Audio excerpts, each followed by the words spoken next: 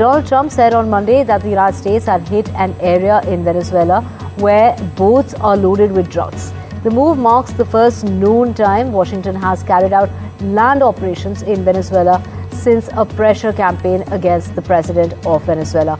It was not immediately clear what target was hit nor which part of the US government acted. Meanwhile, Pentagon has carried out yet another deadly strike, and this has taken place in the Pacific. The US Southern Command described the latest victims of the strikes as two male narco-terrorists. The ex-post stated that the vessel was engaged in narco-trafficking operation.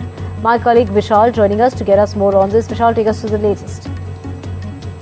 So what we do know so far is that this is the first time US President Donald Trump acknowledging the fact that the US indeed did strike a land target in Venezuela in its pressure campaign, what the US government calls it as a counter narcotics campaign, but really an escalation in the tensions between US and Venezuela that we have been seeing over the past couple of months. Now moving on from targeting smaller ships that they say are being used to spread narcotics and transport narcotics. Now this time a drug facility and a port that was being used by these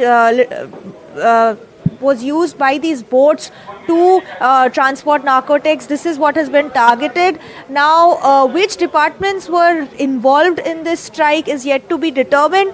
But what the details that we know so far is that this strike was done yesterday, and it was basically, the target was essentially a storage area where drugs were stored and then moved on to boats and then transported. So what the US government says is that this is part of their counter narcotics campaign, but what this could mean for the tensions between the US and Venezuela is yet to be seen, because Trump has indicated that he is not backing away from any sort of direct conflict with Venezuela either.